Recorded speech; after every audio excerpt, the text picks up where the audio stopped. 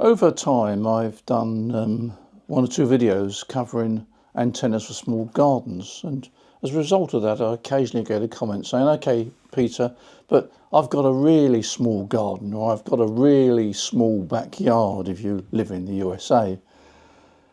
Well, recently I've been thinking about that and thinking, yes, it's true that there are some hams out there that have got really small gardens. And when I say small, we're talking about a few feet of a backyard or garden. And yet they'd like to get on the air, but there's no way they can hang an aerial down the garden because they haven't got a garden big enough. And so I've been toying with the idea of an antenna which is really small. It doesn't cost a lot of money and it's quite efficient. It's a sort of antenna that the neighbours would never really see, and it's also an antenna that you can put up and down very quickly. In a matter of a few minutes it can be there, and in a few minutes it's gone. So it makes it also useful for portable operation, and it's only around about 2 dB, 2.5 dB down on a full-size antenna. Well, I've had this idea in my head for some while, but I thought there's only one way of proving whether it will work or not, and that's to try it. You know, you can pontificate about various antennas and have various views, but there's nothing better than trying something out. So over the last few days I've been testing my idea, and I'm going to take you through this video now. Follow me through, and it may well be an antenna that perhaps you can put up in your very small garden or very backyard. You know, I enjoy messing about in ham radio, doing all sorts of things, particularly antennas. And sometimes I'm out and about and I want to operate fairly quickly on a location, perhaps on a holiday, something like that. And sometimes you have to make do with what you've got. So I'm going to just show you what I've been doing in the last couple of days, messing about with aerials, and I just had a curiosity. Can I make a simple aerial that would work in the back garden or in somebody else's back garden? It's not going to take up much room, not going to be visible really to the neighbours, but yet give me a little chance to have a few QSOs, and that's what this is all about really. So let me take you on that short journey. What I wanted to do was to try using a mobile whip out in the field, or in the garden in this case, just to test it out. And I'm using the Ampro whip, which is in two sections. You've got this section here which is helically wound. It's got a 3/8 inch thread at the base. At the other end there's got a socket in which you put the top whip, which is the bit that resonates the antenna, and that screws in there. Now you can preset this to a preset tuning position, so once you've set it up, you haven't got to fiddle about in the field and adjust it, because it's mono band. If I take this out and just show you a close-up, you'll see the section that screws into the top section, and yeah. So the question is, will this work if it's not on a vehicle? These antennas are designed to go on a car body, lots and lots of metal. In the field, well, the best we can hope for is some radials. And so that's my task really on this, to just see whether we can actually make this work in the garden and of course in the field. So that's the next step. For the test, or the work I was going to do with this antenna, I decided to get my Xiegu 6100 out. Good old faithful Xiegu 6100. That'll give up to 10 watts output on an external battery. And my old paddle key, which has been going on for ages, is a really basic paddle key, but it does the job. Now the first thing we've got to do is to mount the antenna on something. There's an item here which is quite common. You can see these on the internet. It's basically SO239 with a thread top and bottom. And the problem is they don't mark the thread which end the aerial goes in and which end the earth spike goes in.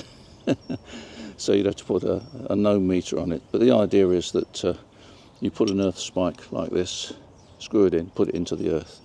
I'm actually going to use a different mount here, which is one I've got from another antenna, which is a little bit more sturdy, but does the same job. And so what we do is we screw the spike into the bottom there, and you've got a hole somewhere here. I would do a new hole anyway.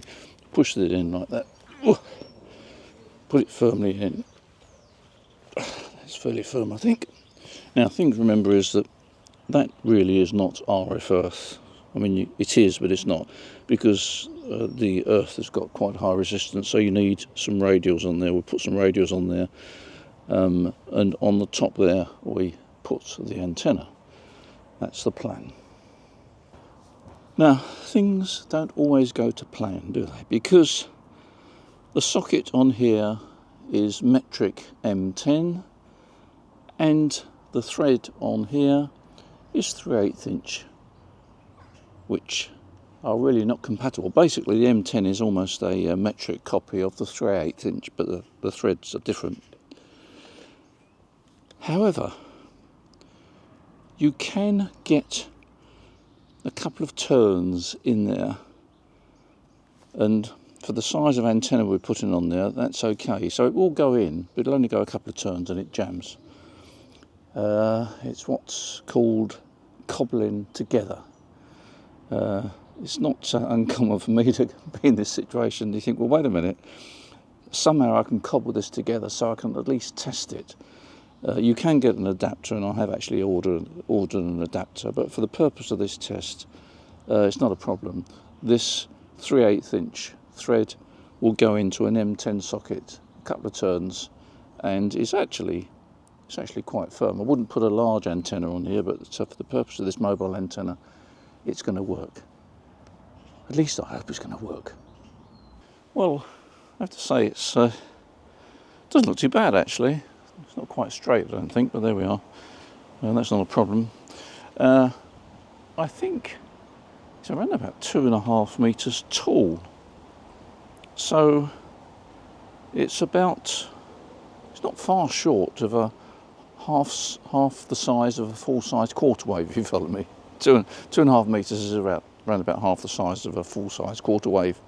So it's not going to be more than around about 2 dB down on a full-size quarter wave. Maybe 3, but I'd say about 2.5 dB down on a full-size quarter wave, which is not bad when you consider that the antenna is not really conspicuous at all. I can't imagine any neighbour anywhere complaining about it. The only thing we've got to do, of course, is put the radials in, but it does perhaps suggest that you could actually use this as a permanent antenna. You'd have to do a bit of weatherproofing, but you know, if you wanted to operate, of course it is single band. It's only 20 meters, by the way, but nevertheless, it's quite encouraging.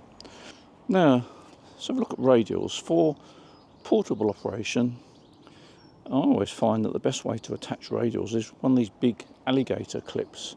I've got 4 radials connected to this alligator clip, and they're around about I think about 3 meters long, 3 meters long, not terribly long. Don't forget that when you lay radials on the ground, they're not resonant. You don't have to have resonant radials.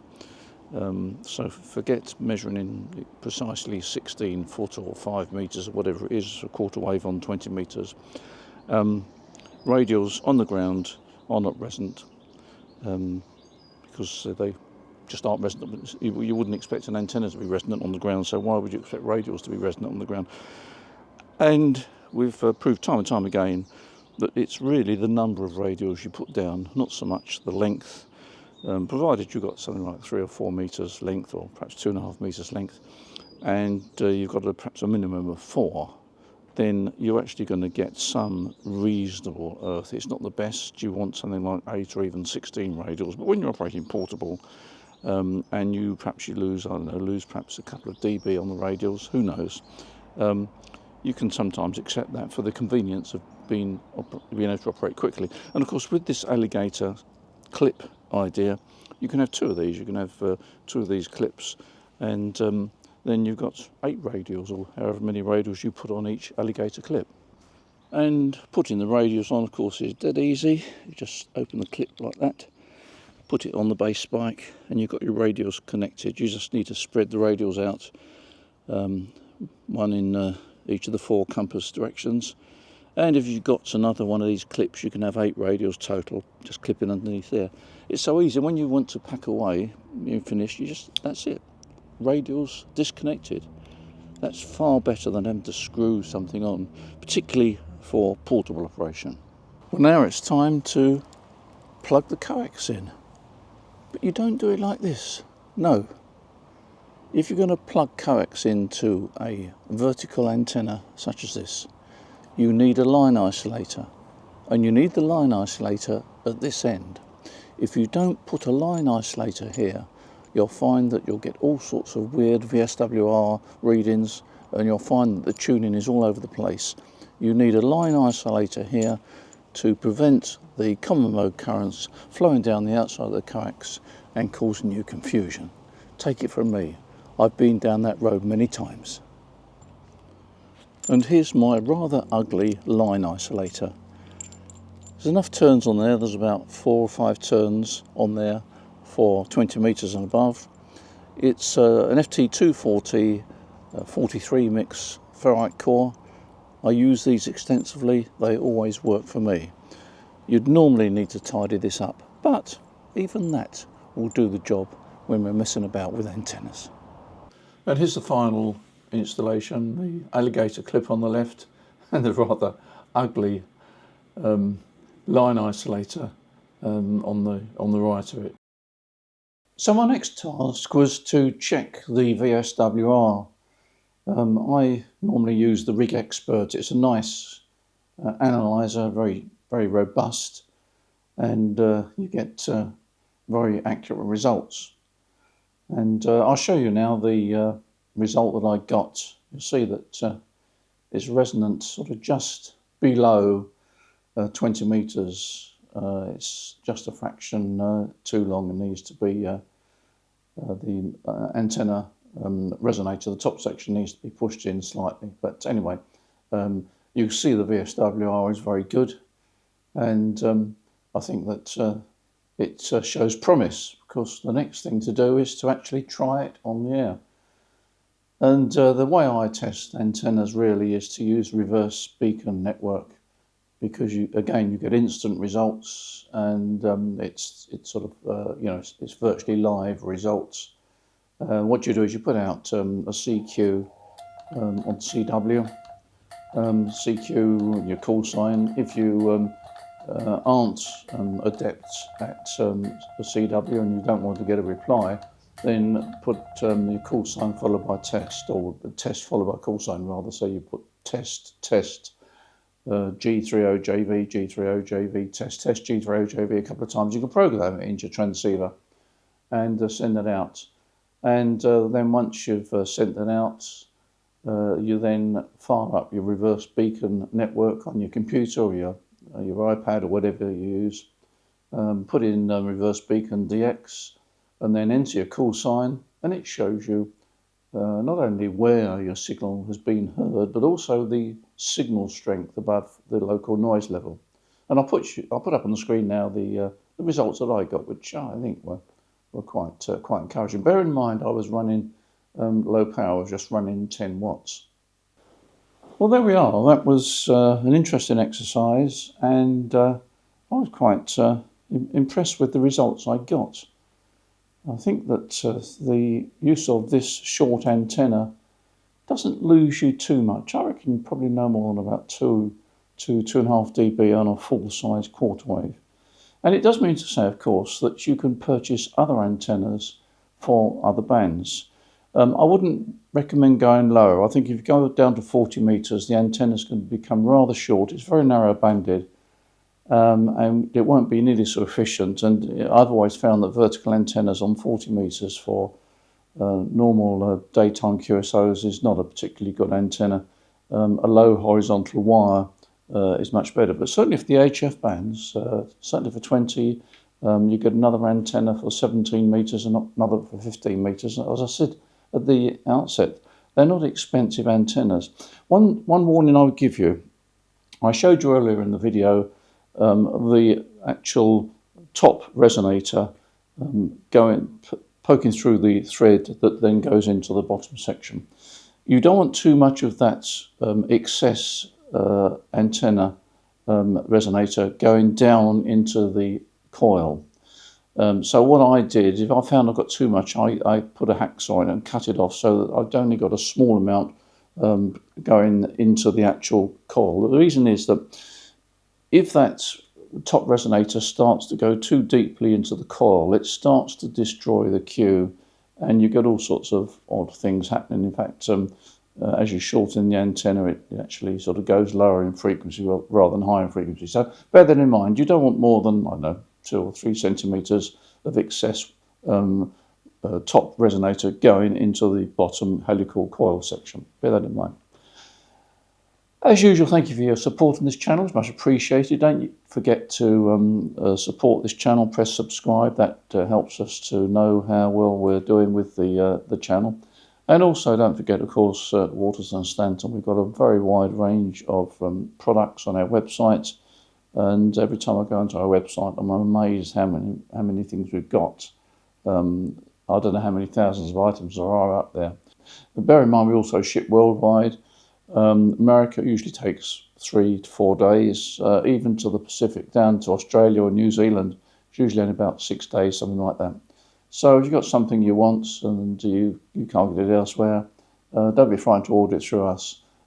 If you're unsure about anything, just send us an email and we'll come straight back to you. So there we are.